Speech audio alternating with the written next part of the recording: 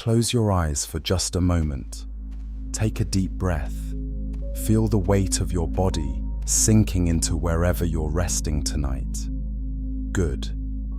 Now, I want you to imagine something with me.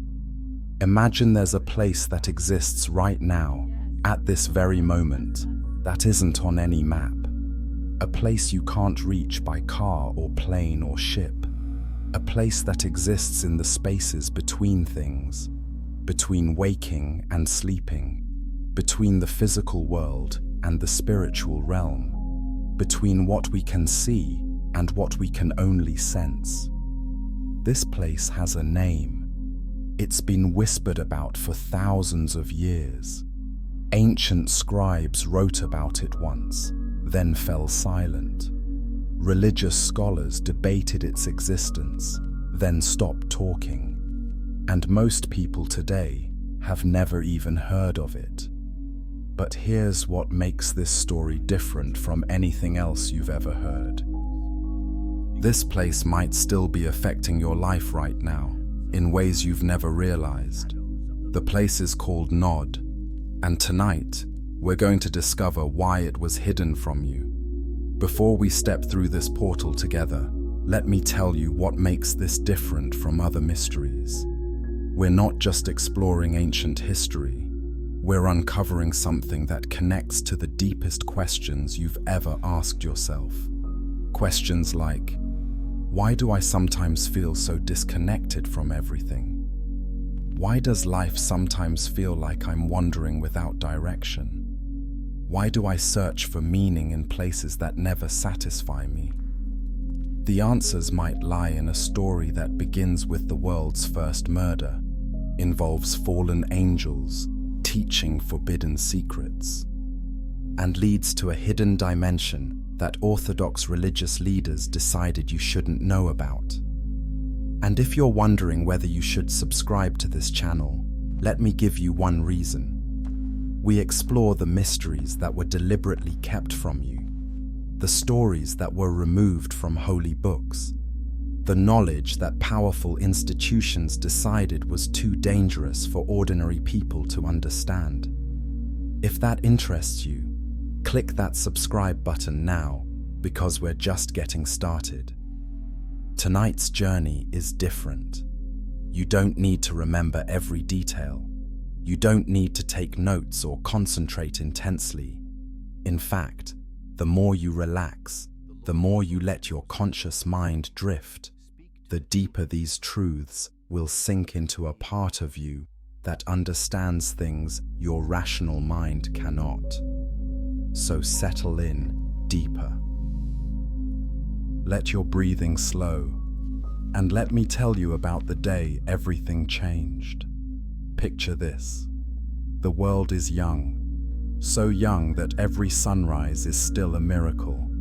The earth is fresh, unscarred, perfect in ways we can barely imagine now. And in this new world, there are only a handful of humans. A family, the very first family. Adam and Eve have been cast out of paradise, but they're trying to rebuild. They're trying to create something good from the wreckage of their mistake. And they have 2 sons, 2 brothers who will change the course of all human history. But before we meet them, you need to understand something crucial. There are texts that didn't make it into the Bible you might have grown up with. Ancient manuscripts preserved in the highlands of Ethiopia, protected by monks for thousands of years. These texts tell a fuller story, a more disturbing story, a story that religious councils decided to remove because it revealed too much about the spiritual forces that shape our reality. The Ethiopian Orthodox Church kept these books. They knew they were true. They knew they mattered. And now, finally, the world is beginning to listen to what those ancient scribes preserved. In these hidden texts, the land of Nod isn't just a place where Cain went after killing Abel. It's something far stranger. It's a threshold, a border between dimensions, a place where the spiritual realm bleeds into our physical reality. And here's the question that will haunt us throughout this entire journey. What if Nod never disappeared? What if it's still here, still accessible, still pulling certain people toward it? What if some of us are wandering in Nod right now without even knowing it? Think about the times you felt completely lost, not physically lost, but existentially lost. When nothing makes sense, when you feel disconnected from everyone and everything, when you're surrounded by people but feel utterly alone, when you're achieving success but feel empty inside. The ancient texts suggest that this feeling, this specific type of spiritual homelessness, is the echo of Nod. It's the mark of those who have crossed a threshold they didn't even know existed. And before you think this is just abstract philosophy, let me tell you something that will make this very real. Every single culture on Earth has stories about a place like Nod. The Greeks called it the underworld's outer edges. The Norse called it the region beyond the great tree. Indigenous cultures speak of shadowlands. The Aboriginal Australians describe the Dreamtime's dangerous borders. Why? Why would separated cultures, who never contacted each other, all describe the same concept? Could it be because Nod is real? Because it's a genuine dimension that humans throughout history have accidentally stumbled into? If you're already fascinated, hit that like button. It tells me you're ready to go deeper. And trust me, we're about to go very deep indeed.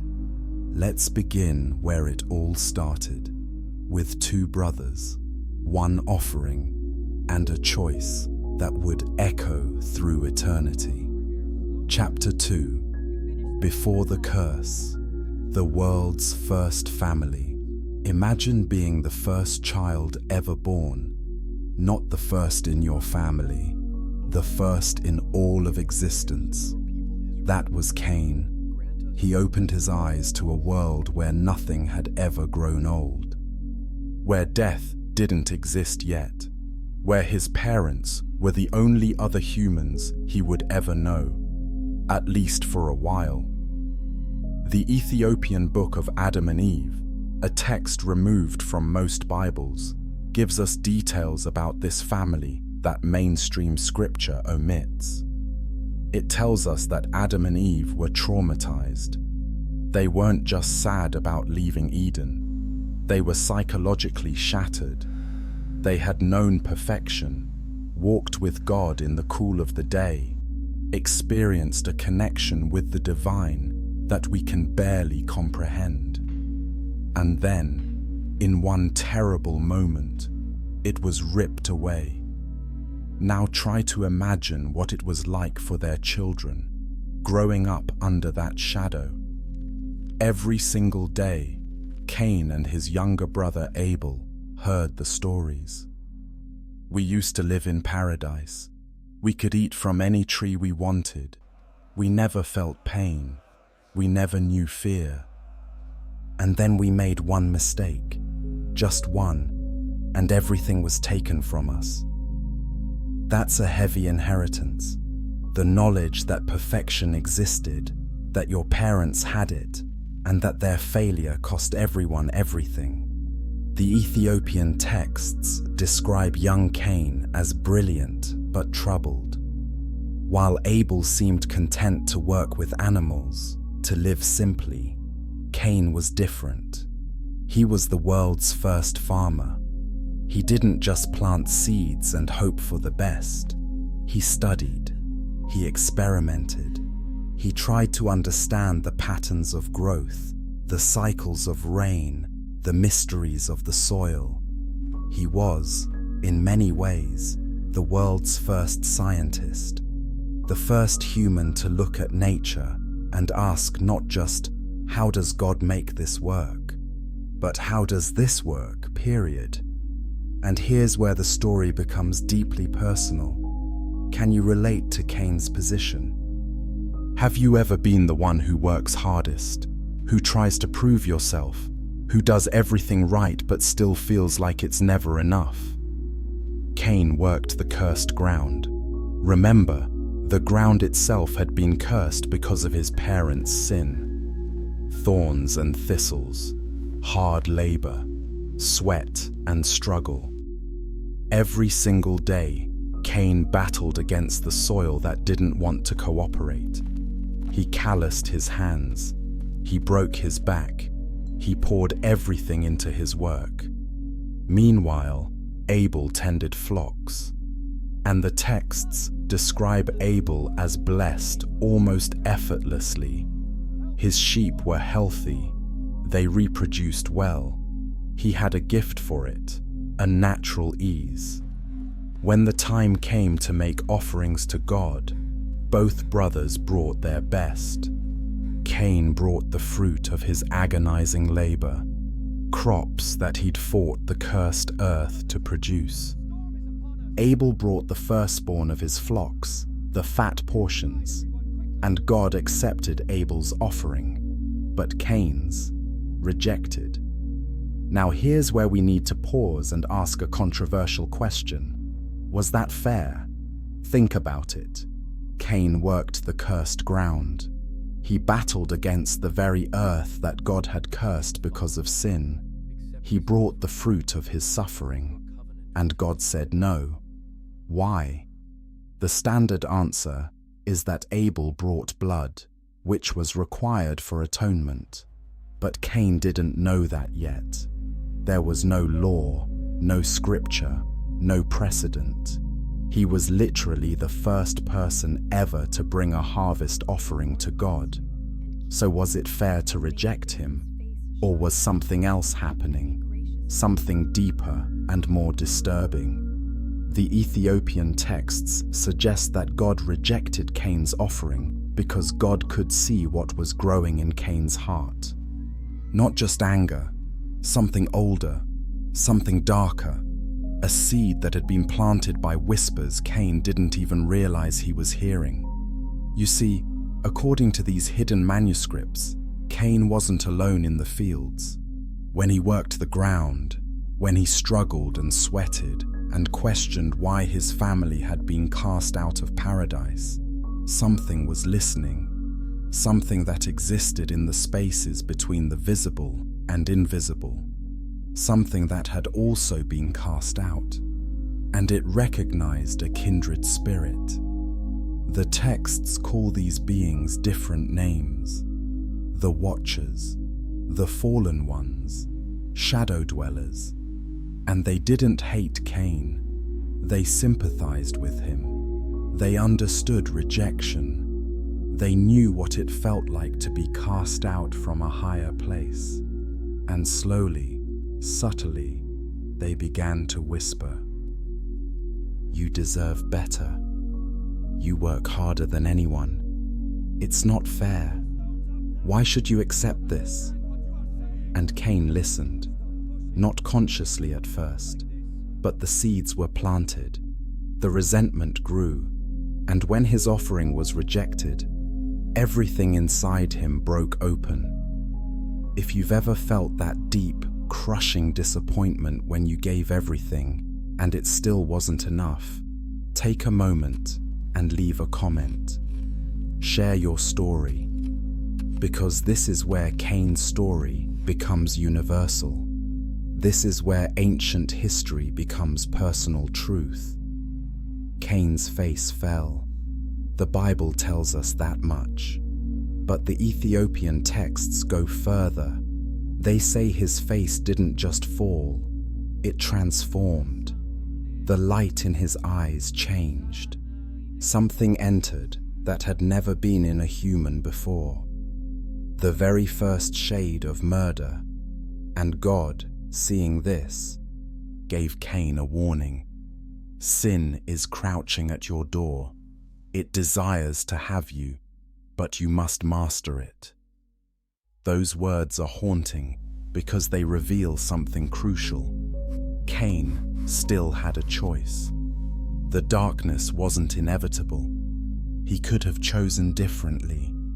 He could have asked for help, confessed his anger, sought guidance. But he didn't. Instead, he turned to his brother and said 5 words that changed everything. "Let's go out to the field." And Abel, trusting and innocent, said yes. Chapter 3. The murder that shattered reality. The field was quiet. No witnesses, just 2 brothers and the earth that would soon cry out. We don't know exactly what they talked about as they walked. The Bible doesn't tell us, but the Ethiopian manuscripts fill in the gaps. They suggest that Cain talked about fairness, about justice, about how God seemed to favor Abel for no clear reason. And Abel, in his innocence, probably tried to comfort his brother, tried to say that God loved them both, that there was enough blessing for everyone, that Cain's offering would be accepted next time. But Cain didn't want comfort. He wanted something else, something that had been growing in him like a cancer. He wanted Abel gone. Because in Cain's twisted thinking, if Abel didn't exist, then Cain couldn't be compared, couldn't be found lacking, couldn't be rejected. What happened next is described in the Ethiopian texts with disturbing detail. Cain picked up a rock, or maybe a sharp stone. The texts aren't clear, but what they are clear about is this. Cain didn't kill Abel quickly. It wasn't a momentary rage. It was sustained. It was brutal. It was the kind of violence that only comes from deep, festering hatred. Abel's blood soaked into the ground, and something unprecedented happened. The earth itself reacted, not metaphorically, actually reacted. The Ethiopian Book of Mysteries describes it this way. The ground opened its mouth to receive Abel's blood, and in that moment, the barrier between the physical and spiritual realms tore open. What had been separate now touched. What had been sealed now cracked. And through that crack, things began to seep. Ancient things, waiting things, things that had been held back since before human creation. Now, if you're watching this and thinking, this sounds too mystical to be real, I want you to consider something. Every ancient culture describes reality as layered. The physical world we see is just one layer. Beneath it, above it, around it, there are other dimensions, other realms, inhabited by other beings. Modern physics is actually starting to agree with this ancient wisdom. Quantum mechanics suggests multiple dimensions. String theory proposes 11 dimensions. The idea that reality is more complex than what we perceive isn't primitive superstition, it's cutting-edge science. So when the Ethiopian texts say that Abel's murder tore open the barrier between realms, they might be describing a literal spiritual event, a rupture in the fabric of reality. God appeared to Cain. "Where is your brother?" And Cain spoke the most famous deflection in human history. "Am I my brother's keeper?" But God wasn't fooled. "What have you done? Your brother's blood cries out to me from the ground." Think about that phrase, blood crying out. Not metaphorical blood, Abel's actual blood, carrying his actual life, calling out from the earth for justice. And here's where the story takes an unexpected turn. God didn't kill Cain. He could have, instantly, justly, but he didn't. Instead, he cursed him. You will be a restless wanderer on the earth. And then, he did something that has puzzled scholars for millennia. He marked Cain so that no one would kill him. Wait, who was going to kill Cain? There were only Adam, Eve, and maybe some other unnamed children at this point. So why the mark? Why the protection? The Ethiopian texts provide an answer that mainstream scripture doesn't. Cain needed protection not from other humans, but from other things. The beings that existed in the spiritual realm, the ones who had been whispering to Cain, now wanted to claim him fully. He had crossed a line. He had spilled innocent blood. He had torn open the barrier. And now he belonged to them, unless God intervened. So God marked Cain, not as punishment alone, but as protection, a sign that said, "This one is still under my jurisdiction. You cannot take him." But the mark did something else too.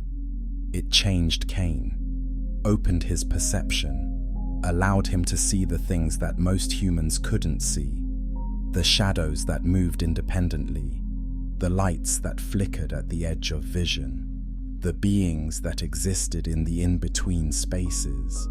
And then God pronounced the exile. You must leave, go east of Eden, away from my presence, away from your family, into the land of Nod. Now, before we follow Cain into that mysterious land, I want you to do something for me. If this story is resonating with you on a level you didn't expect, hit that subscribe button, because we're about to enter territory that most people never explore, the hidden knowledge that was kept from you, and you won't want to miss what comes next. Cain walked east, alone, marked, changed, and as he walked, he left behind everything familiar. The sun setting behind him, the garden his parents had lost somewhere in the distance, his brother's grave, his family, his old life. And ahead of him, the land of Nod waited. Not empty, never empty, waiting. Chapter 4. The mark that changed everything. The mark on Cain is one of the most debated mysteries in religious history. What was it? Where was it? What did it do? Traditional interpretations suggest it was a visible sign on his forehead, maybe a symbol, maybe a scar, something that others would see and recognize. But the Ethiopian texts describe something far more complex and unsettling. They say the mark was both external and internal. Yes, there was a visible sign, but the mark also changed Cain from the inside out. It rewired his perception. It opened doors in his consciousness that were meant to stay closed. Imagine suddenly being able to see the spiritual realm, not vaguely, not symbolically, actually see it. The beings that move through our world invisible to most eyes. The spiritual forces that influence human decisions. The shadows that aren't caused by physical objects. That's what happened to Cain. The mark made him aware. And awareness, in this case, wasn't a gift. It was a curse. Because once you see those things, you can never unsee them. Once you know there are beings watching, waiting, influencing, you can never go back to innocent ignorance. You're awake in a way that most humans never experience. and it's terrifying. The Ethiopian Book of Adam and Eve describes Cain's first night after the mark was placed. He tried to sleep but couldn't, because when he closed his eyes, he saw things, not dreams, actual beings. Some were curious, some were malevolent, some were indifferent, but they were all there, and they were all aware of him, and they spoke to him. Not in words exactly, more like thoughts that weren't his own, ideas that appeared fully formed in his mind, knowledge about how the world really worked, about forces and powers and hidden laws. This is where the story becomes controversial, because according to these ancient texts, Cain began receiving an education, not from God, from the others. The beings that existed in the margins, the fallen ones who had been cast out of higher realms long before humans were created. They taught him things, practical things at first, how to build better tools, how to work metal, how to cultivate plants more effectively, but also deeper things, how to perform rituals that could bend spiritual forces, how to communicate with beings across dimensional barriers, how to access power that was forbidden. Now, here's a question that might challenge everything you believe. Was this part of God's plan? Did God mark Cain knowing exactly what would happen? Knowing that Cain would become the first human to receive forbidden knowledge? And if so, why? Some mystics believe that humanity needed two paths. One path of obedience and faith, which would come through Seth's line, and another path of rebellion and knowledge, which came through Cain's line. And from the tension between these two paths, the full spectrum of human experience emerged. Maybe God allowed Cain's education because humanity needed to understand both closeness and distance, both obedience and rebellion, both faith and reason, both the sacred and the profane. Or maybe the mark was purely protective, and what Cain chose to do with his new awareness was his own decision. Maybe free will remains, even in exile. As Cain journeyed east, he carried this mark, this burden, this transformation, and the land he was heading toward was unlike any place that had existed before. Because Nod wasn't just geography, it was a state of being. The word Nod comes from a root that means wandering or restless, but in the Ethiopian texts, it's described as much more. It's called a threshold place, a border region where the physical and spiritual realms overlap, where the normal rules don't fully apply. Think of it like this. If Eden was the place of maximum divine presence, and the rest of the earth was under a curse, but still within God's general reach, then Nod was the place of minimum presence. Not absent entirely. God is omnipresent, but distant, muffled, like trying to hear someone calling your name from very far away through thick walls. And into that distance, other presences moved in. The beings that had been cast out, the fallen angels, the shadow dwellers. Nod became their refuge, a place where they could exist without being in direct conflict with divine presence. When Cain arrived, he wasn't entering an empty wilderness. He was entering their domain. And they welcomed him, because he was the first human to truly join them, the first to be marked, transformed, and exiled, the first to carry the stain of innocent blood. They recognized him as one of their own, and a partnership began, that would shape the hidden history of the world. If you're finding this story as mind-blowing as I am, leave a comment. Tell me what you're thinking, what questions are coming up for you, and don't forget to hit that like button. It helps others discover these hidden truths. Now, let's talk about what Cain found when he arrived in Nod, and what he built there. Chapter 5. East of Eden. Crossing the threshold. Imagine walking away from everything you've ever known, every step taking you further from the familiar. The sun rising behind you, shadows stretching long ahead. That was Cain's journey east. East of Eden, east of his parents' home, east into the unknown. The Ethiopian texts describe this journey as more than physical. They say that with every step, Cain felt something changing. The air felt different, thicker, as if he was walking into a place where different laws applied. The light looked strange, not dimmer exactly, but filtered, like looking at the world through colored glass. Colors seemed more muted in some places, more intense in others. The natural world looked similar, but felt alien, and sounds carried differently. Sometimes he would hear things from impossibly far distances.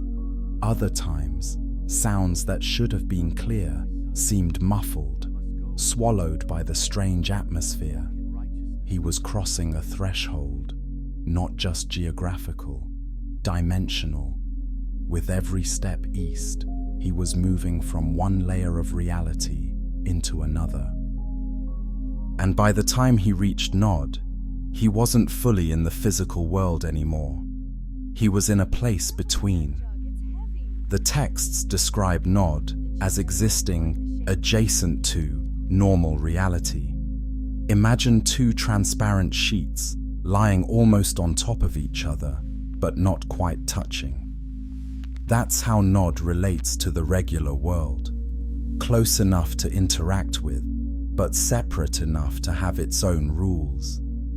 When Cain arrived, he saw things that would have terrified most humans. Structures that weren't quite solid. Buildings that seemed to fade in and out of visibility, depending on how you looked at them. Beings that appeared human one moment and something else the next. But Cain didn't run. He couldn't. He was marked. He was changed. He belonged here now. So instead of fleeing, he stayed. He learned. He adapted. The beings in Nod, they had been waiting. Not specifically for Cain, but for someone like him. A human who had crossed over. A human who could see them clearly. A human who had broken free from the normal bonds. They appeared to him in various forms. The texts describe some as appearing like tall humans, with features that were almost right, but slightly off. Eyes that reflected light strangely. Skin that seemed to shimmer. Voices that resonated in ways human voices don't. Others appeared as pure light or pure shadow. Some could shift forms, showing Cain different faces depending on what he needed to see. And they all had one thing in common. They had fallen from somewhere higher. They had rebelled against the divine order. They had been cast out, just like Cain. And they told him their stories. Stories that aren't in any mainstream religious text. Stories about what heaven was like before the rebellion, about the hierarchy of celestial beings, about the knowledge they possessed, about why they chose to fall. These weren't demons in the traditional sense, at least not yet. They were beings in transition, fallen but not fully corrupted, exiled but not destroyed, and they existed in Nod, waiting to see what would become of them. When Cain arrived, they saw an opportunity. Here was a human with divine marking, a human who could see and hear them, a human who had nothing to lose. They could work with this. They could teach him, and through him, they could influence the physical world in ways they couldn't do directly. So the education began, and it wasn't one-sided. The beings learned from Cain too. They learned about human emotions, about physical existence, about what it meant to have a body, to feel pain, to experience regret. A strange symbiosis formed. Cain provided physical form and human understanding. They provided knowledge and spiritual power. Together, they began to build. Not just shelters, not just tools, a civilization. The first civilization built outside of divine oversight. The first city constructed with forbidden knowledge. And that city would become legendary. It would become the prototype for every mystery school, every secret society, every occult tradition that followed. Because Nod was where it all started. The place where humans first learned to access power without permission, where we first tasted the forbidden fruit of hidden knowledge. The Ethiopian texts say that walking in Nod felt different. Time moved strangely. An hour could feel like minutes or like days. Spatial dimensions were fluid. Distance didn't work the same way. You could walk for what felt like miles and end up close to where you started, or take a few steps and find yourself somewhere completely different. This is because Nod existed partially outside of linear time and three-dimensional space. It was a pocket dimension, a bubble of reality with its own internal logic. And here's the truly unsettling part. According to Ethiopian mystics, Nod still exists. Not as a place you can drive to, but as a spiritual dimension you can fall into. They say certain practices, certain rituals, certain states of consciousness can cause a person to slip into Nod without physically moving. You're still in your room, still in your city, but spiritually you've crossed over. You're in that in-between space, and suddenly you can sense things, see things, hear whispers, feel presences. Have you ever experienced something like that? A moment when reality felt thin, when you sensed something beyond the physical? If so, according to the ancient texts, you've touched the edge of Nod. Share your experience in the comments. And if you want to explore more mysteries like this, subscribe now, because what comes next is even stranger. We're going to talk about the city Cain built and what made it unlike anything that had ever existed. Chapter 6. The City Between Worlds. Genesis tells us something shocking. Cain built a city. That sentence alone should make us stop and question everything. He was cursed to wander, to never settle, to be restless forever. So how could he build a city, a permanent structure, a center of civilization? The answer lies in understanding what kind of city it was. This wasn't just stone and wood. This was something unprecedented. A city built with forbidden knowledge. A city designed to exist in two places at once, the physical realm and the spiritual dimension of Nod. Cain named the city after his son, Enoch. Now, how did Cain have a son? The Bible says Cain knew his wife. But who was his wife? Where did she come from? The Bible doesn't explain. Traditional answers suggest she was a sister, another daughter of Adam and Eve, not mentioned by name. But the Ethiopian texts hint at something more disturbing. They suggest Cain's wife might not have been fully human, that she might have been one of the beings from Nod who could take human form, or that she was a hybrid, part human and part something else. This would make Cain's children and all his descendants something other than pure human. It would mean his city was populated not just by exiled humans, but by a new kind of being altogether.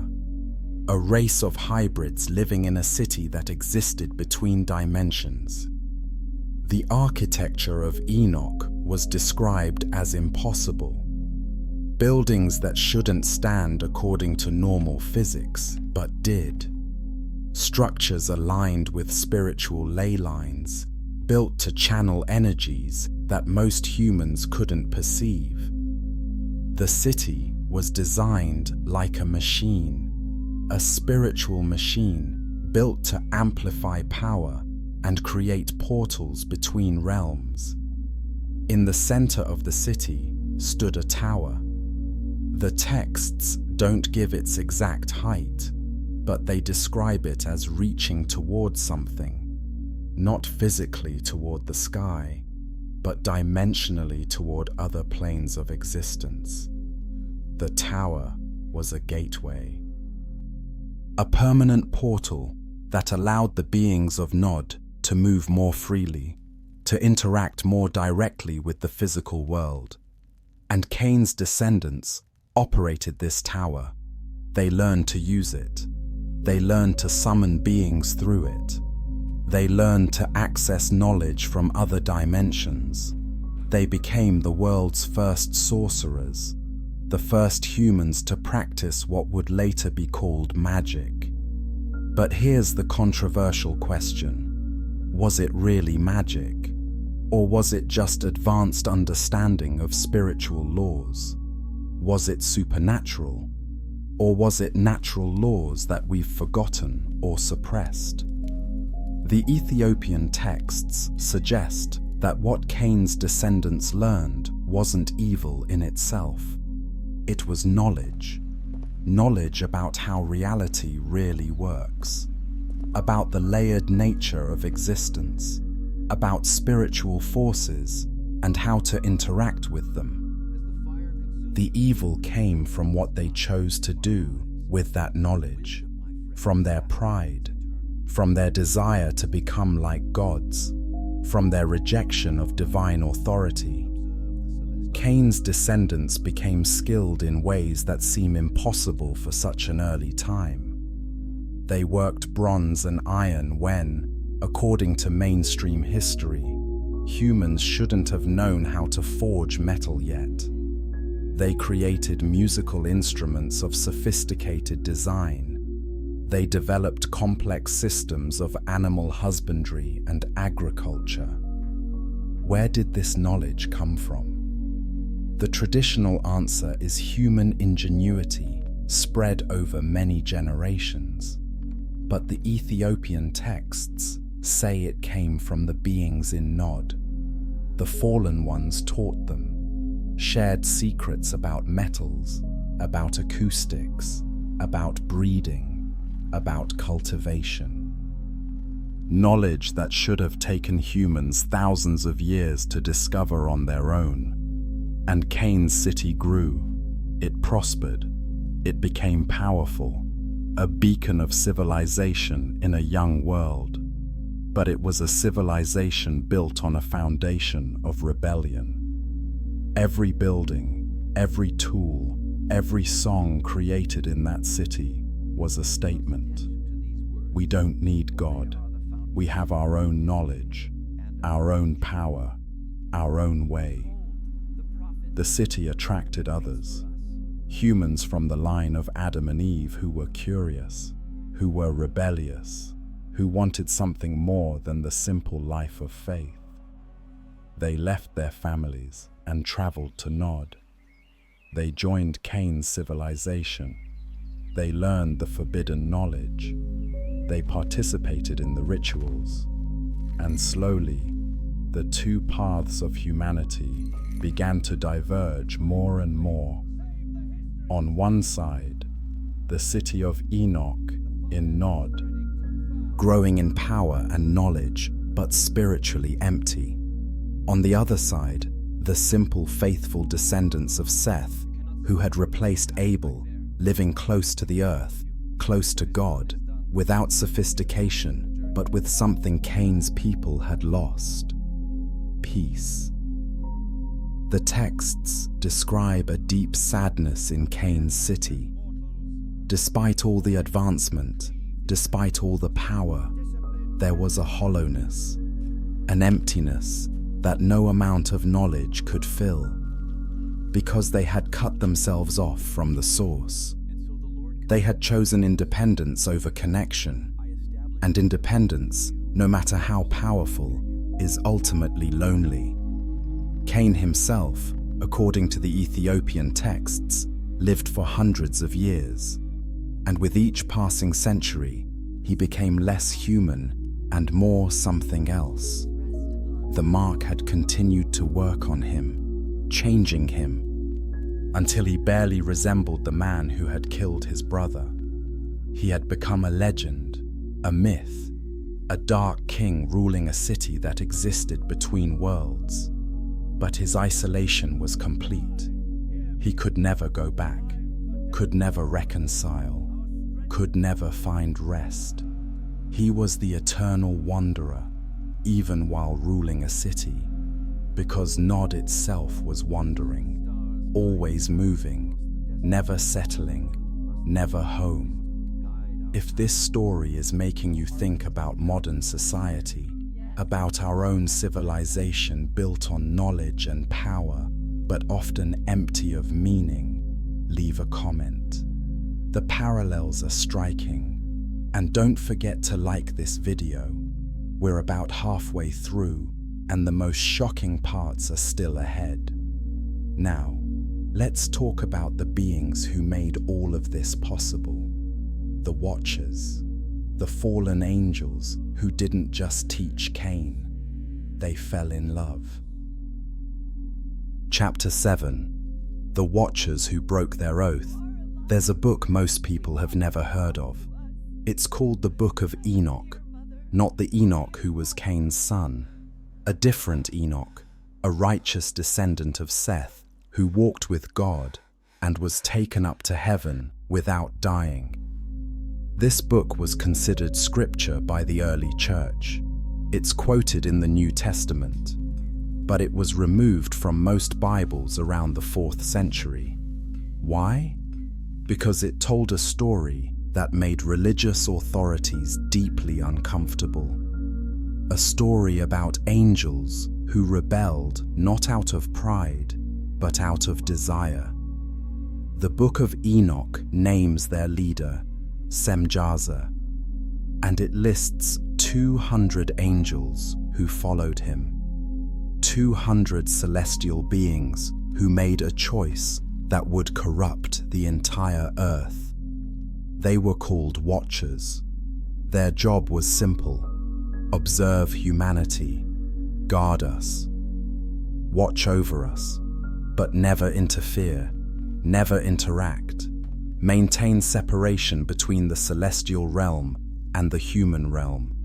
Those were the rules, but they broke them. The Book of Enoch describes how it happened. The Watchers looked down from their stations and saw the daughters of men, and they found them beautiful, not just physically. It was something deeper. They saw humanity's freedom, our creativity, our passion, our ability to feel and love and create in ways that angels couldn't. Angels are powerful, but they're also bound. They exist within strict hierarchies. They serve specific functions. They don't have the creative freedom that humans possess. They can't truly change grow, evolve in the way we can. And some of them envied that. They wanted to experience it. So Semjaza gathered the others and proposed something radical. Let us go down to earth.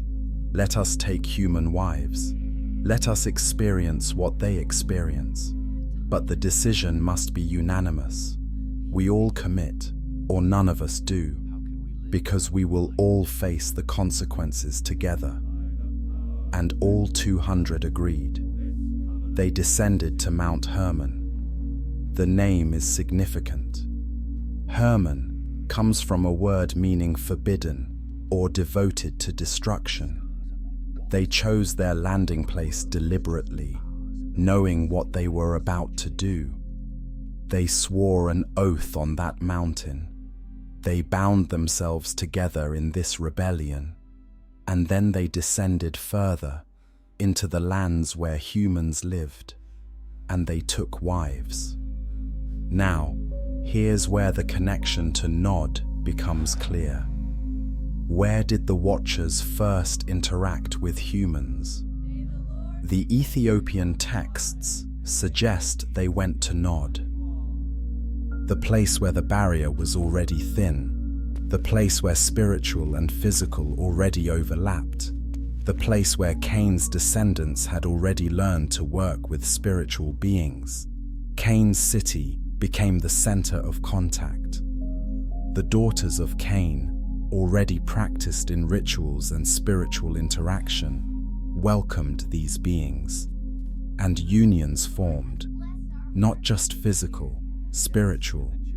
These were deep bonds between human and non-human, and from these unions, children were born, the Nephilim. The texts describe them as giants, but they were more than just physically large. They were hybrids, part human, part angel, and they inherited powers from both lineages. They had the physical form of humans, but the strength and knowledge of angels. They could access spiritual realms while living in physical bodies. They had lifespans far exceeding normal humans. They had abilities that seemed like magic, moving objects without touching them, knowing things they shouldn't know, influencing people's thoughts. And they were violent, corrupted, insatiable.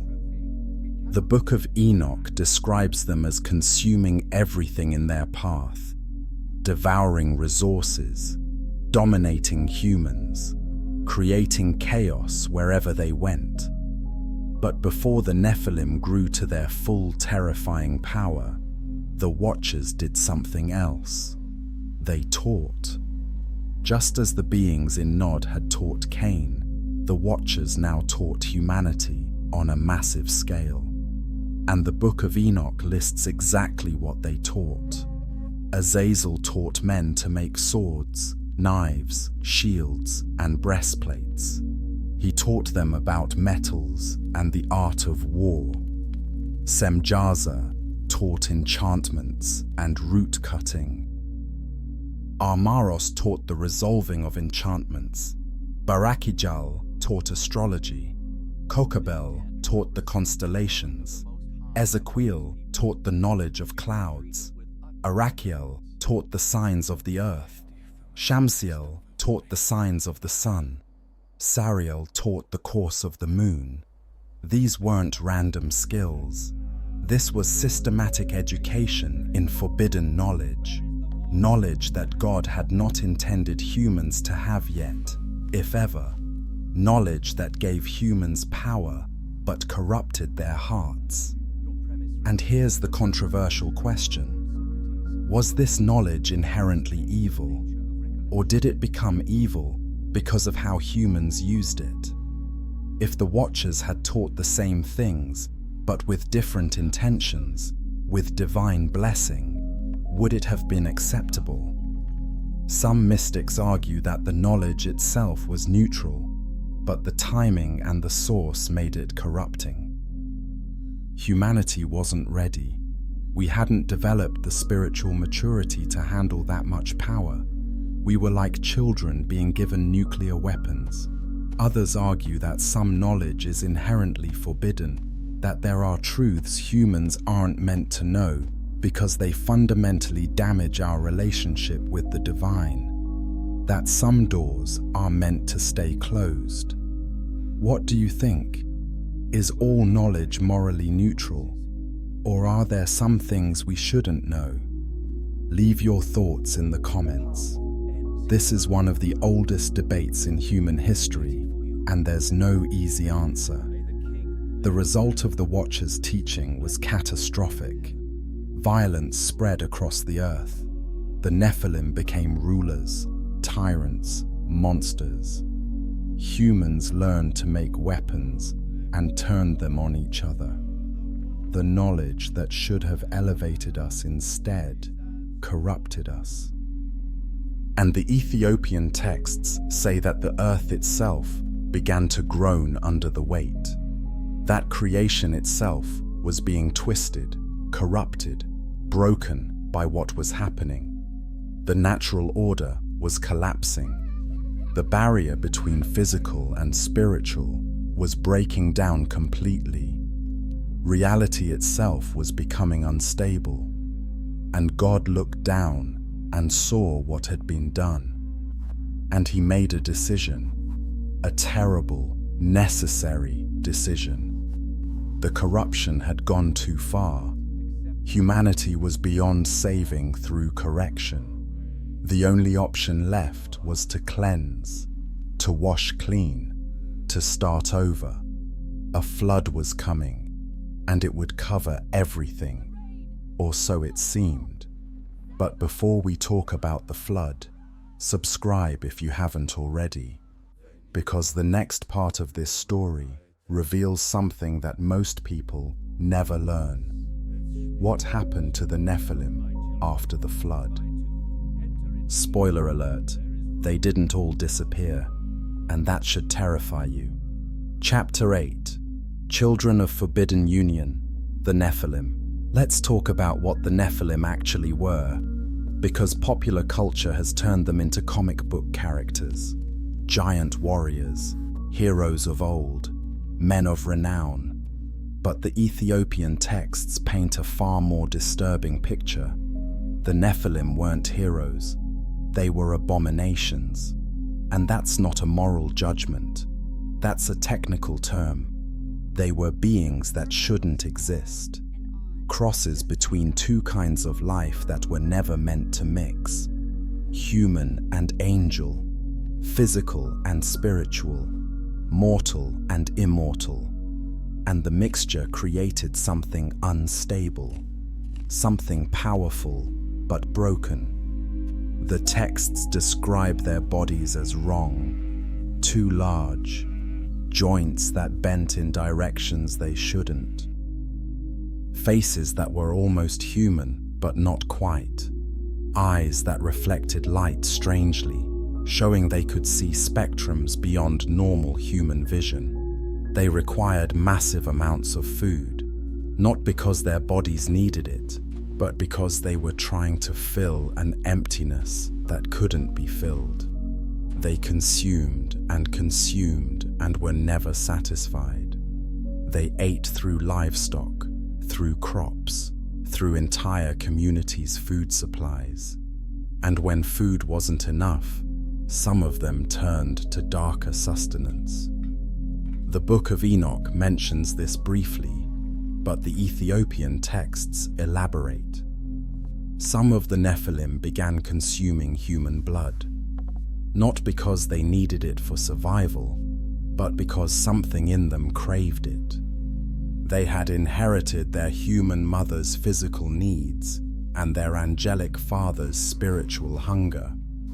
And the mixture created an appetite that nothing could satisfy. They became violent, not out of anger, but out of fundamental wrongness. They existed in a state of constant discomfort, constantly aware that they didn't fit anywhere. Too physical to exist fully in spiritual realms, too spiritual to be simply human. They were in-between beings in the worst possible way. and they lashed out at a world that couldn't accommodate them, and they couldn't die normally. The texts say that when you killed a Nephilim's body, something remained. Their spirits didn't go where human spirits go. They didn't return to the angelic realm. They were trapped, stuck in the physical world, but without physical form. And these trapped spirits became something new: demons. This is one of the most important revelations in the Ethiopian texts. The demons that plague humanity aren't just fallen angels. They're the disembodied spirits of the Nephilim, still hungry, still angry, still trying to satisfy cravings they can no longer fulfill because they don't have bodies anymore. This explains so much about how demons are described in various traditions. Their need to possess, their hunger, their rage, their focused attention on corrupting humans. Because they remember being partially human, they remember having bodies, and they want that back. The Nephilim also reproduced. Their children were called different names in different texts. Some were giants themselves. Others were smaller, but carried the spiritual abilities of their grandfather watchers. The corruption spread through bloodlines, creating generations of humans with angelic genetics. And this is where the story connects back to Nod. Remember, Cain's city was the center of Watcher activity. His descendants were the first to intermarry with the Watchers, which means the line of Cain became the primary carrier of Nephilim genetics. By the time several generations had passed, the distinction between pure humans and hybrid humans was becoming blurred. The corruption was spreading, and God looked at humanity and saw that every inclination of human hearts was only evil continually. That verse, Genesis 6:5, isn't exaggeration. It's technical description. The genetic and spiritual corruption had become so widespread that humanity was in danger of losing its essential human nature entirely. We were becoming something else, something that couldn't be redeemed because it wasn't fully human anymore. So God decided to flood the earth, to wash it clean, to destroy everything and start over with the one family that had remained genetically pure, Noah's family. Genesis describes Noah as perfect in his generations. Some interpret that as morally perfect, but others read it as genetically perfect, uncorrupted by Nephilim bloodline. The flood came, 40 days and 40 nights of rain, waters covering even the highest mountains. Every air-breathing creature on land died, including the Nephilim. Their massive bodies drowned, their spirits trapped, their era ended. Or did it? Because here's the problem. The Bible says the Nephilim were on the earth and also afterward. Afterward, after the flood. How is that possible? If Noah's family was pure, if everything else was destroyed, where did the Nephilim come from the second time? Some scholars say it's a translation issue, that afterward just means later in the timeline, not necessarily after the flood. But the Ethiopian texts suggest something more disturbing. They say the flood didn't reach Nod. Because Nod existed partially outside normal reality, the waters couldn't fully touch it. The physical part of Nod was flooded, yes, but the spiritual dimension, the in-between space, survived. And some of the knowledge survived, some of the teachings, some of the bloodlines. Enough that when humanity began to repopulate the earth, the corruption crept back in. The Watchers, though bound in punishment according to the Book of Enoch, found ways to influence from their imprisonment, and new Nephilim were born. We see them later in the Bible: the Anakim, the Rephaim, the people of unusual size living in Canaan. Goliath and his brothers, giants who terrified the Israelite spies. They shouldn't exist if the flood destroyed everything, but they did exist, which means something survived. And if the bloodline survived, what else survived? What about the knowledge? What about the practices? What about the connection to spiritual beings? Did all of that survive too, passed down through secret traditions, hidden teachings, mystery schools? The Ethiopian texts say yes. They say the legacy of Nod, the legacy of the Watchers, the legacy of the Nephilim continues to this day. Not openly, not obviously, but in hidden streams of forbidden knowledge, in occult practices, in the eternal human temptation to become like gods. Comment below if this is blowing your mind. And hit that like button. We're in the home stretch now, and I want to show you something that will tie all of this together: the Ethiopian Bible itself and why it was hidden from you. Chapter 9: The Flood That Couldn't Erase Everything. The flood is one of the most famous stories in human history. Nearly every ancient culture has a version of it. A global catastrophe, waters covering the earth, one family surviving, a fresh start for humanity. But what if the flood didn't actually end everything? What if certain things survived, either physically or spiritually? The Ethiopian texts suggest exactly that. They paint a picture of the flood as a cleansing, yes, but not a complete erasure. Let's start with what the flood accomplished. It destroyed the physical bodies of the Nephilim. Those hybrid giants, those walking abominations, were drowned. Their massive corpses sank into the rising waters, and the texts say the earth itself sighed with relief as the weight of that corruption was lifted. The flood also broke the direct connection between the Watchers and humanity.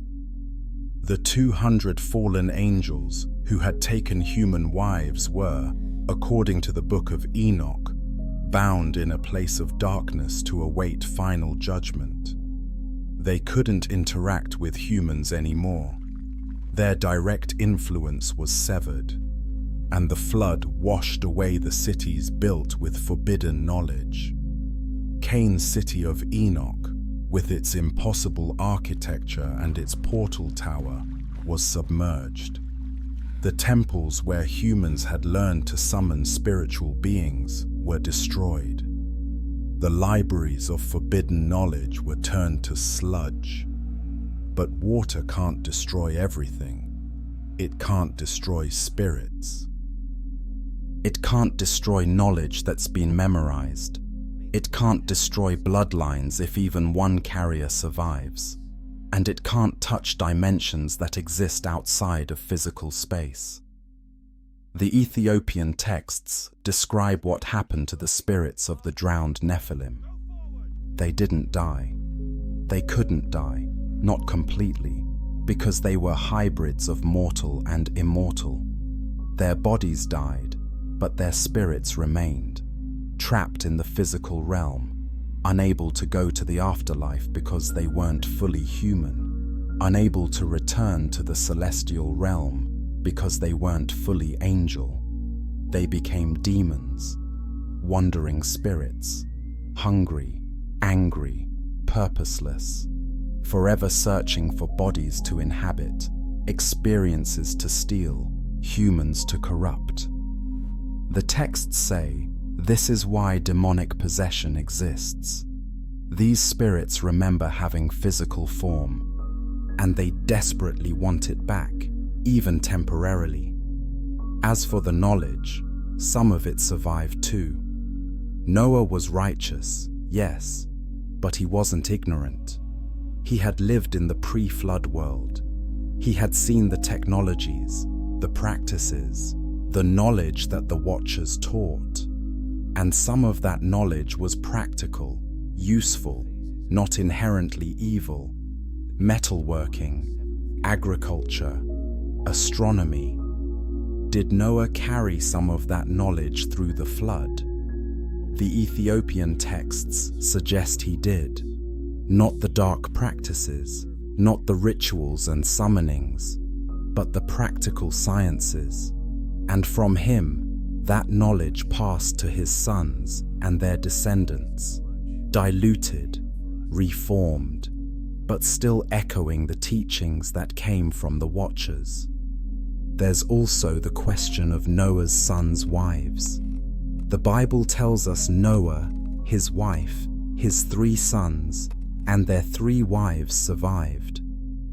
8 people total. And the Bible emphasizes that Noah was pure in his generations. But what about his sons' wives? The texts don't tell us where they came from. Were they from pure bloodlines too? Or had they been born from families that carried traces of Nephilim genetics? Some scholars suggest this is how the corruption returned. Through the wives. Not enough to damn them, but enough to carry forward certain traits, certain abilities, certain spiritual sensitivities that would re-emerge in later generations. And then there's Nod, the land between worlds. The Ethiopian texts are clear about this. Nod wasn't fully physical. It existed partially in spiritual dimensions, and water, no matter how high it rose, couldn't flood a dimension that wasn't fully material. The physical aspects of Nod were destroyed, yes. But the spiritual dimension, the in-between space, remained, dormant perhaps, weakened, but not erased, like a door that had been closed but not locked, still there, still accessible to those who knew how to find it. And as humanity spread out from Mount Ararat after the flood, as civilization began again, some people began to rediscover those doors, began to sense the old pathways, began to hear the whispers of the beings that still existed in those in-between spaces. The Tower of Babel, described later in Genesis, was one such attempt. Humanity coming together to build a tower that would reach to the heavens. But the Ethiopian texts suggest it wasn't about physical height. It was about rebuilding the portal towers of the pre-flood world, about reopening the doorways between realms, about accessing the power and knowledge that had been lost. God scattered humanity at Babel precisely to prevent that, to keep us separated enough that we couldn't pool our knowledge and rediscover the old ways. But the desire remained. The memory remained, passed down through stories, through traditions, through secret teachings. Every ancient mystery school, every occult tradition, every esoteric practice traces its roots back to this, to the knowledge taught by the Watchers, to the practices developed in Nod, to the spiritual technologies that were supposed to have been washed away by the flood, but survived in hidden streams. And the Nephilim returned. We see them in the Bible after the flood. Giants in Canaan, the sons of Anak, Goliath of Gath and his 4 brothers, all of them abnormally large. All of them described in ways that echo the Nephilim, which means the bloodline survived somehow. Perhaps the corruption was less dramatic the second time. Perhaps the new Nephilim were smaller, less powerful, more diluted. But they were there.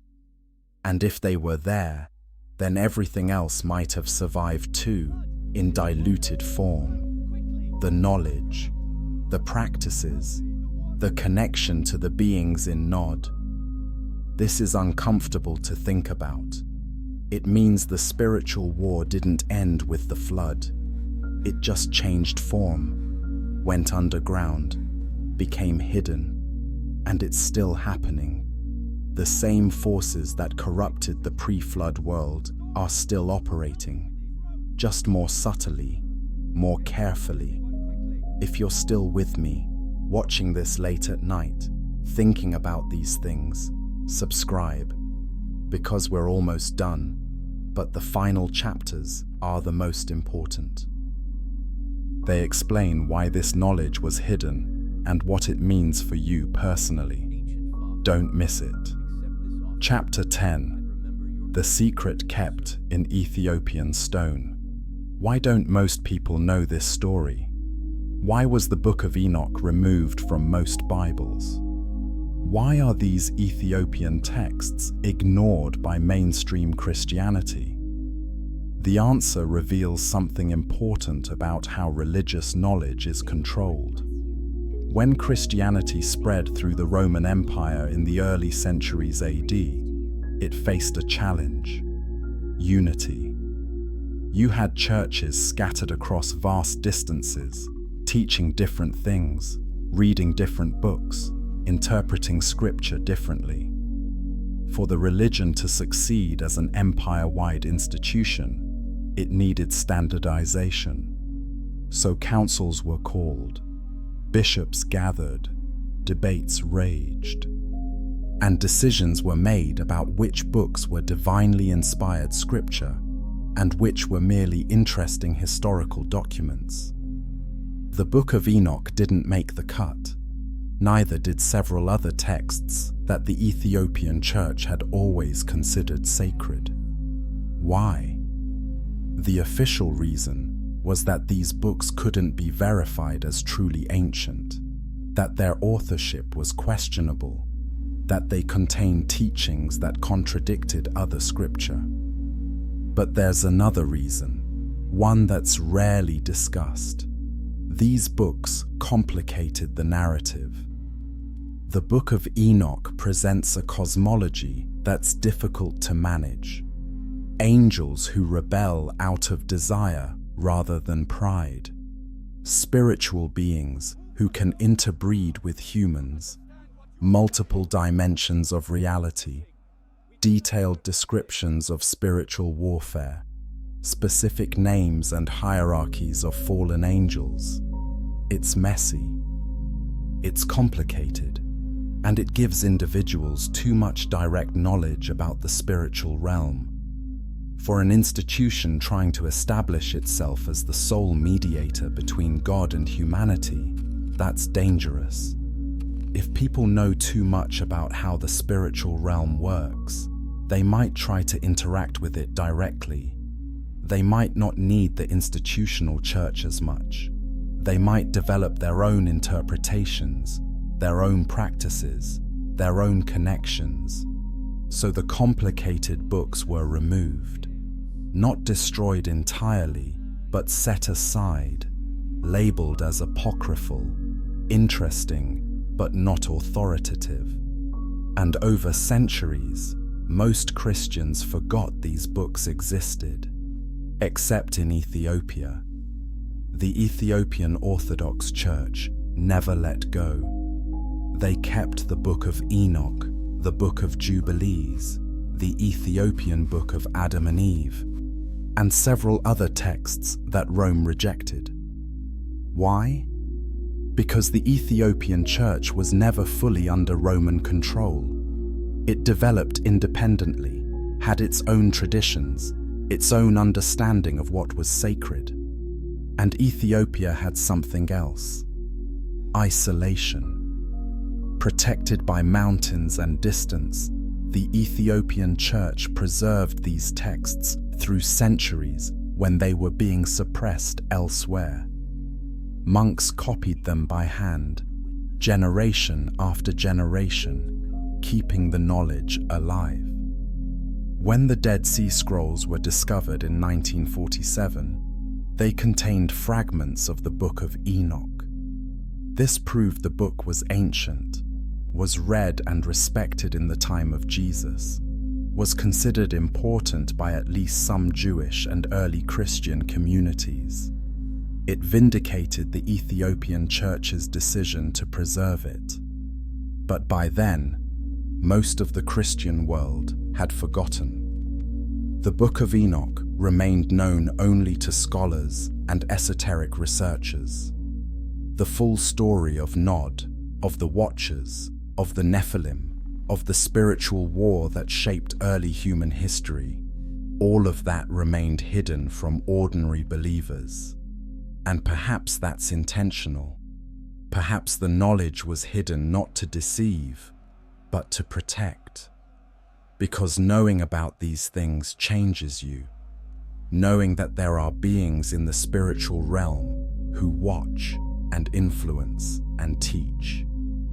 Knowing that dimensions overlap and doors can be opened. Knowing that the spiritual war is real and ongoing. That knowledge is power, but it's also responsibility and danger. Because once you know these things, you become a target. The beings that exist in those in-between spaces, they become aware of you when you become aware of them. It's like turning on a light in a dark room and realizing things were already in there, watching from the shadows. The Ethiopian Church understood this. They preserved the knowledge, but guarded it carefully. It wasn't for everyone. It was for those who were ready, who had been prepared through spiritual discipline and maturity to handle what they would learn. But now, in this age of information, the knowledge is spreading. The texts are being translated, published, made available online. Anyone can read them. And the question becomes, what will we do with this knowledge? Will we use it to understand our spiritual reality better? To be more aware of the forces that shape our world? To recognize the ancient patterns that keep repeating throughout history? Or will we use it to try to access power we're not meant to have? To open doors that should stay closed? To walk paths that lead to exile? The land of Nod is still there, not as a place, but as a possibility, a state of being, a spiritual exile that you can wander into if you're not careful. And the knowledge of Nod, the practices taught by the Watchers, the power accessed by Cain's descendants, it's all still available to those who seek it desperately enough. But the Ethiopian texts are clear about this. That path leads to emptiness, to restlessness, to the eternal wandering that Cain experienced. Because knowledge without connection to the source is just data. Power without purpose is just destruction. Independence without relationship is just loneliness. The question facing every person who learns this story is simple. Which path will you choose? The path of Cain or the path of Seth? The path of forbidden knowledge or the path of faithful connection? The path that leads to Nod or the path that leads home? Leave a comment and let me know what you're thinking. And if you want to continue exploring these hidden mysteries, subscribe.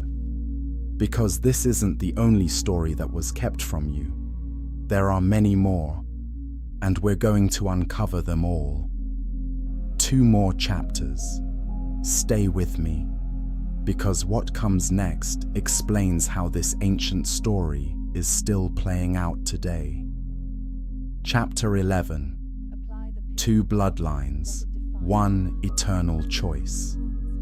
From the very beginning, there have been two paths, two ways of being human, two philosophies about existence, and every person, every generation, every civilization has to choose between them. The line of Cain represents one path: independence, knowledge, power, self-determination. The line of Seth represents another: connection, faith, humility, divine relationship. And both are present in human history from the start. Cain's descendants built the first cities, invented metalworking, created music, developed agriculture, pushed the boundaries of what humans could do. They were innovators, pioneers, rebels.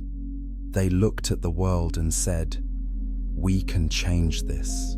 We can improve it. We don't have to accept things as they are."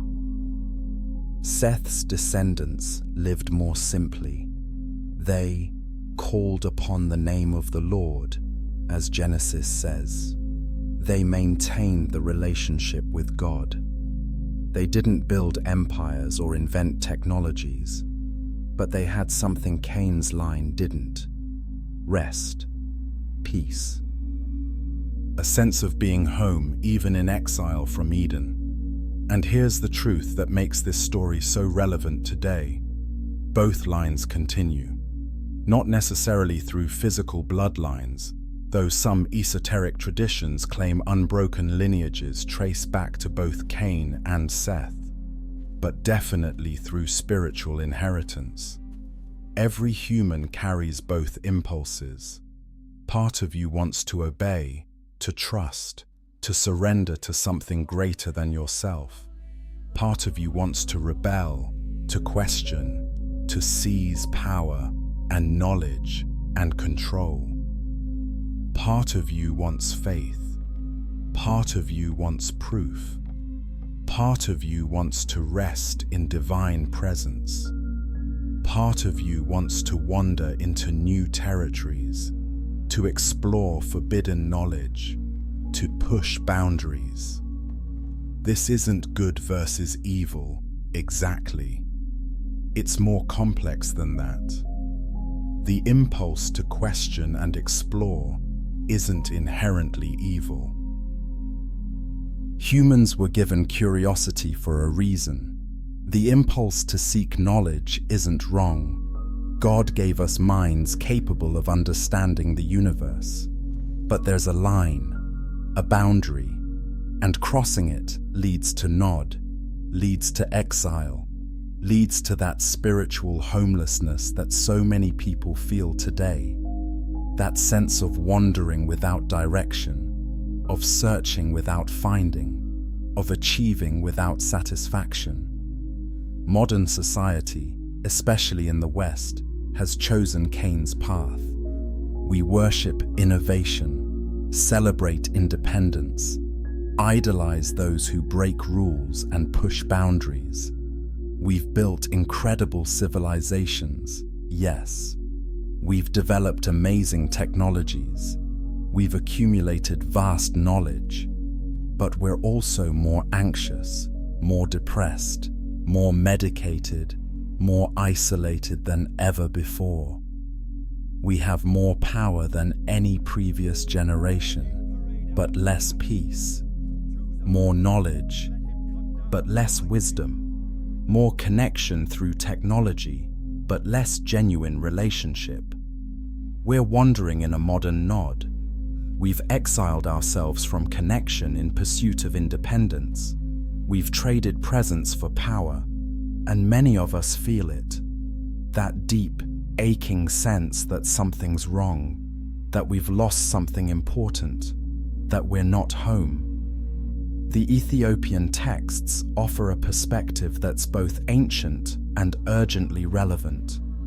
The path of Cain leads to fascinating places, but they're all empty. The technologies are impressive, but they don't satisfy. The knowledge is vast, but it doesn't bring peace. The power is real, but it isolates. And the only way back is to choose differently, to choose connection over independence, to choose faith over certainty, to choose presence over power, to stop walking east into Nod and turn around toward home. But here's the challenge. You can't serve both paths. Jesus said you can't serve two masters. The same principle applies here. You can't maintain full connection with the divine while simultaneously pursuing forbidden knowledge. You can't rest in God's presence while constantly striving to be your own God. You have to choose. And that choice isn't once and done. It's daily, sometimes moment by moment, because the whispers that spoke to Cain are still speaking. The beings that taught his descendants are still teaching. The path to Nod is still open. And every day you walk toward one destination or the other. What does your life look like? Is it marked by rest or restlessness? By peace or anxiety? By connection or isolation? By purpose or confusion? The answers might tell you which path you're currently on. And if you find yourself in Nod, if you recognize that spiritual homelessness in yourself, there's hope. Because unlike Cain, you're not permanently exiled. Unlike the antediluvian world, we have a path back, a way to turn around, a means of reconciliation. But it requires humility. It requires admitting that independence isn't everything, that knowledge isn't salvation, that power isn't fulfillment. It requires surrendering the very things that our culture tells us are most valuable. It requires choosing to be found rather than continuing to wander. Share this video if it's resonating with you. Someone in your life needs to hear this. And subscribe, because our final chapter brings everything together and shows you exactly how to find your way home from Nod. Chapter 12. Finding your way back from Nod. So here we are, at the end of our journey together. Or perhaps, for you, at the beginning of something new. We've explored a story that was hidden from most people. The land of Nod, the mark of Cain, the Watchers and the Nephilim, the forbidden knowledge that shaped human history, the texts that were removed from mainstream Bibles but preserved in Ethiopia. But this isn't just ancient history. It's not just mythology or interesting theology. It's a map of the human soul, a description of the choices we all face, a warning about paths that look attractive but lead to exile. The land of Nod exists, not necessarily as a physical location, though the Ethiopian texts suggest it might have that aspect too, but definitely as a spiritual state. A dimension of existence characterized by disconnection, restlessness, wandering, and the pursuit of power without presence. And many people live there without realizing it. They walk through life successful by worldly standards, but empty inside. They accumulate knowledge, but lack wisdom. They build impressive facades, but feel hollow at the core. They're constantly moving, constantly achieving, constantly pursuing, but never arriving, never resting, never home. If that describes you, if you recognize yourself in Cain's story, here's what the ancient texts want you to know. Exile doesn't have to be permanent. You're not beyond reach. The door isn't locked. There's a way back. But the way back requires something difficult. Turning around. Stopping the eastward journey into independence and power. admitting that the path you've been on isn't leading where you thought it would, acknowledging that you need something you can't give yourself. In Christian theology, there's a word for this: repentance. But the word's been misunderstood. It doesn't mean groveling or self-hatred. It literally means to turn around, to change your mind, to go a different direction. That's what finding your way back from Nod requires. A decision to turn around, to stop pursuing forbidden knowledge and start seeking divine presence, to stop trying to be your own God and start relating to the actual God, to stop wandering and start walking toward home. And here's the beautiful part. The moment you turn around, you realize you're not making the journey alone, that the presence you thought was distant and muffled in Nod is suddenly close again, that you were never actually abandoned. You had just walked so far away that you couldn't hear the voice calling your name anymore. The path of Seth, the path of connection and faith, isn't about giving up your intelligence or curiosity. It's about directing them toward relationship rather than independence. It's about using your gifts to build connection rather than tower into isolation. The Ethiopian texts describe this beautifully. They say that the righteous descendants of Seth didn't lack knowledge or power. They had both, but they held them differently. Their knowledge increased their awe of the Creator rather than their pride in themselves. Their power was used in service rather than domination. That's the difference. That's the choice. Not between knowledge and ignorance, between power and weakness, but between holding those things in connection or in exile. So, let me ask you directly, where are you right now? Are you resting or wandering? Connected or isolated? At peace or restless? If you're honest with yourself, which path are you on? If you're in Nod, if you recognize that spiritual exile in yourself, you can choose differently, starting right now. This moment, not someday, not after you fix yourself or achieve more or figure everything out. Now, you can turn around. You can start walking toward home. And if you're not sure how, if you don't know what that looks like practically, here's where to start. Stop trying to be in control of everything. Stop demanding certainty before you commit. Stop pursuing power and knowledge as ends in themselves. Start asking different questions. Not, what can I achieve, but what am I called to? Not, how can I be in control, but how can I surrender? Not, what do I deserve, but what is being offered to me? These are hard questions in a culture that worships independence and self-determination. But they're the questions that lead you out of Nod and back toward presence, connection, and rest. The land of Nod is still there, still accessible, still calling to those who want power without relationship, knowledge without wisdom, independence without connection. And the beings that first populated it, that taught Cain, that instructed his descendants, they're still offering the same bargain. You can be like gods. But it's the same lie it's always been.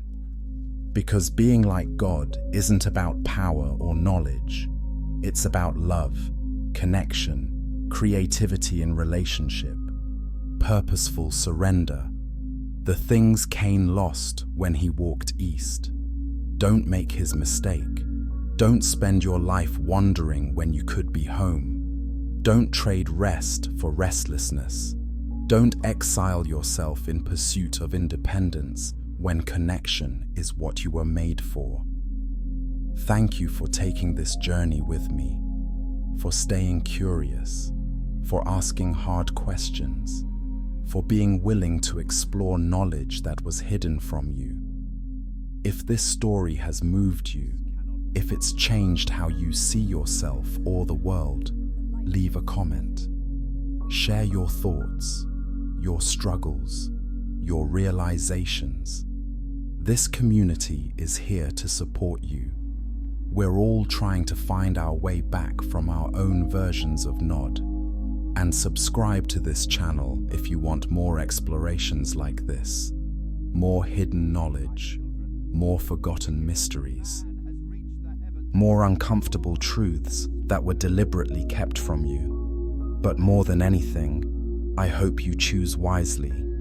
I hope you choose connection over exile, presence over power, home over Nod, because that's the choice that matters most. The choice that echoes through eternity. The choice between two paths that began with two brothers in a young world and continues in your heart today. May you find your way home. May you experience rest. May you know the peace that Cain never found. And may you walk not east into exile, but toward the presence that's been calling your name all along. Until next time, may you be found.